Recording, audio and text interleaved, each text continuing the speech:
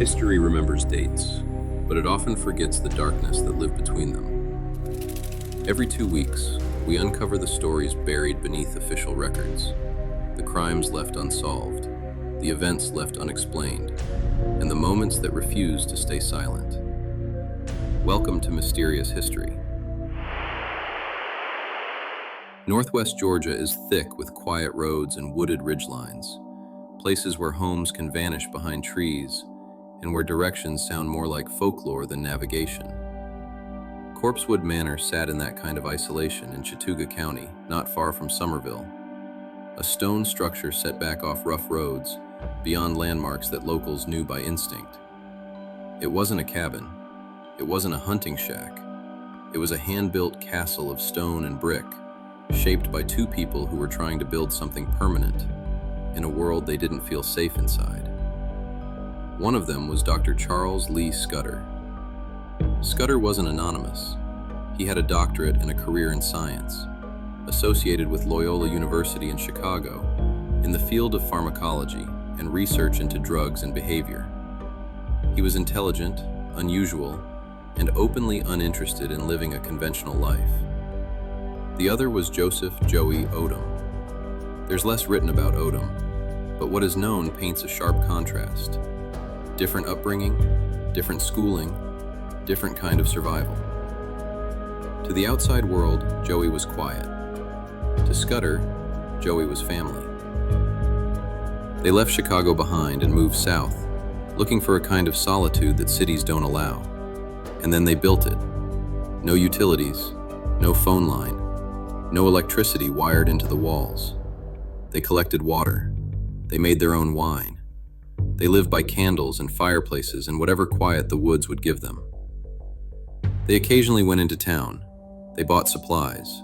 They paid cash. They kept to themselves. But the house didn't, because the house looked like a story. A stone manor in the woods invites imagination. And when you add unusual decor, dark iconography, strange statues, occult symbols, people don't ask questions politely. They invent answers. The men themselves leaned into the aesthetic. They named the place Corpsewood, a name linked to a dead horse they'd come across on the property during the early days of exploring the land. To them, it was dark humor, an inside joke. To everyone else, it sounded like a warning. And in the early 1980s, right as satanic panic stories were spreading across America, this was all it took for a rumor to harden into a local legend. People began calling them devil worshippers, dangerous recluses. Some claimed Scudder and Odom held strange gatherings, that guests came and went, that there was a separate outbuilding people later called the Pink Room, a space associated with partying, sex, drugs, and a guest book that allegedly listed names and details. The truth is, Corpsewood wasn't dangerous because it was haunted. It was dangerous because people believed it was, and that belief traveled, quietly, until it found the wrong ears. 2 of those ears belonged to a man named Tony West and a teenager named Kenneth Avery Brock. Brock was 17. West was older, rougher, with a history that people described as chaotic and violent long before Corpsewood ever entered his life. The stories differ on how exactly they became part of Scudder and Odom's orbit, but what repeats again and again is that Corpsewood became a place young locals talked about. Brock and West convinced themselves there was hidden wealth at Corpsewood, cash in the walls, valuables tucked away, a fortune no bank would ever see. They were wrong, but belief doesn't require accuracy, it only requires momentum. On a night in mid-December 1982, Brock and West drove out to Corpsewood not alone. 2 other teenagers were with them, Joey Wells and Teresa Hudgens. That detail matters, because it's one thing to imagine a murder in a vacuum. It's another to understand there were witnesses to the night's beginning, witnesses who saw the approach, the atmosphere, the pretense. They arrived under the guise of a social visit, looking for wine, looking for a good time, looking for what they already planned to take. Scudder, by multiple accounts, was a generous host.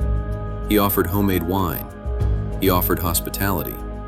And the night blurred into intoxication. A night of impaired judgment, where the line between hanging out and something terrible can be crossed with one decision. Brock left the group, briefly, under some pretense. When he returned, he had a rifle. At that moment, the story stops being a legend and becomes a crime.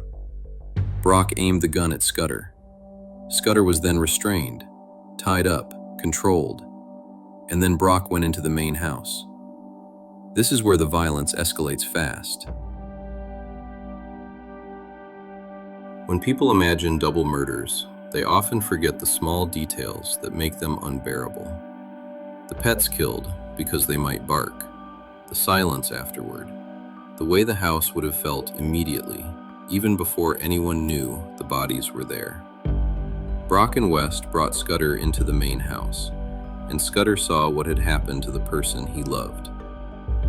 West shot Scudder multiple times at close range. Odom, wounded, was executed as he attempted to move away. Then the house was ransacked, not for revenge, for money. They searched walls, rooms, furniture, expecting hidden wealth, but they took what they could: jewelry, small valuables, and most importantly, Scudder's black Jeep. Here's where the story widens and becomes more unsettling, because the murders at Corpsewood weren't the only deaths tied to that night. Brock and West fled Georgia, heading west and south, talking about Mexico, talking about escape. They abandoned Scudder's Jeep at a rest stop in Mississippi, and at that rest stop, another person died.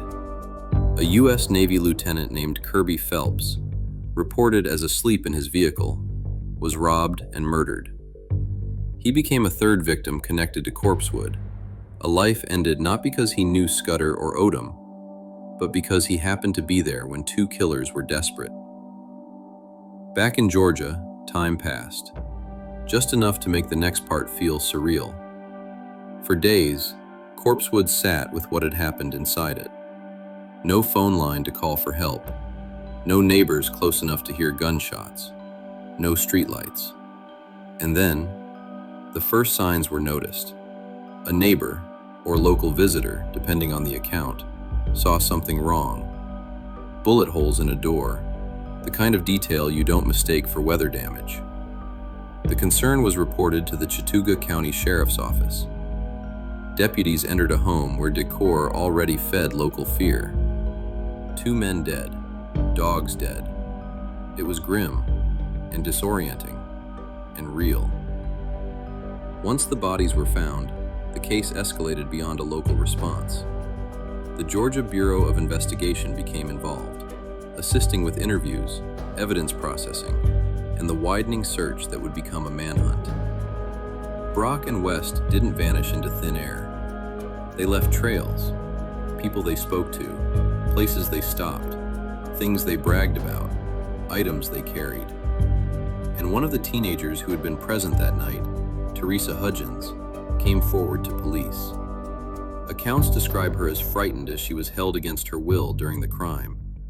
She had escaped and reported what she knew. And suddenly, it was a multi-state manhunt for 2 killers. As Brock and West traveled, the partnership fractured. Panic does that. So does guilt. So does exhaustion. Reports describe them splitting up after an altercation, with Brock unable to carry the weight of what they'd done. And then, something that rarely happens in stories like this. One of them surrendered.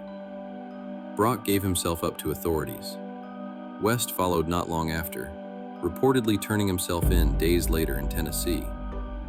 The case moved into court, and this is where the public narrative hardened into something cruel. Because in many retellings, Scudder and Odom were portrayed as villains. Not because they killed anyone, because of what they were rumored to be. Their sexuality, their aesthetics, their beliefs. In court, Brock ultimately received life sentences. West faced a more complicated path through the legal system, with him receiving a death sentence at one point, later altered through retrial and subsequent sentencing. There was no unknown killer, no missing suspect, no cold case mystery. By the standards of true crime, this should have ended the story. But after the verdicts, Corpsewood did something that solved cases aren't supposed to do. It kept growing. The house eventually fell into ruin, damaged by time, vandalism, and later fire. The stones remained, but the structure changed into an open skeleton. Half walls, exposed rooms, moss-covered corridors. And that ruin became a magnet. For teenagers, for thrill seekers, for paranormal investigators with tape recorders and EMF meters. For people who didn't know Scudder or Odom, but felt drawn to the name. And this is where the eyewitness material becomes strangely consistent, not in proof, in pattern. Visitors describe reaching the final stretch, often referenced as Dead Horse Road, and feeling a shift, as if the air thickens, as if the forest quiets.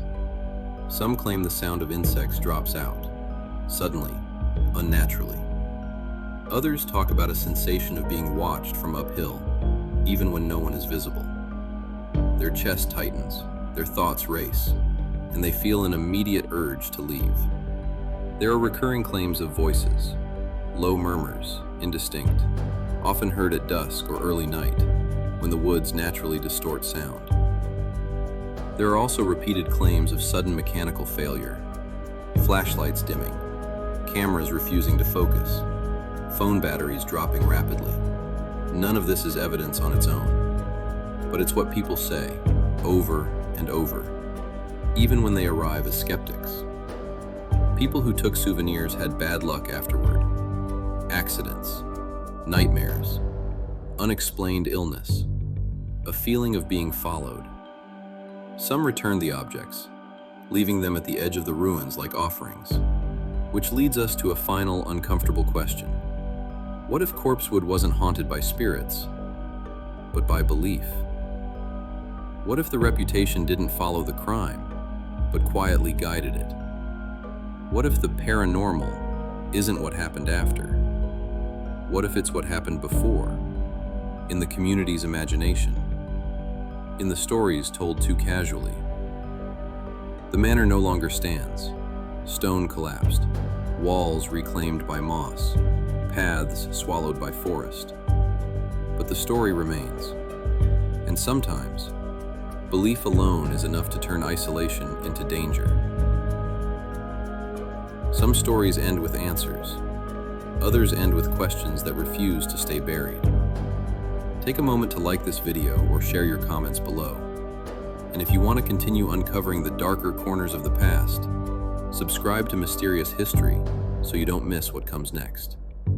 We return every 2 weeks with another story history never truly laid to rest. See you next time on Mysterious History.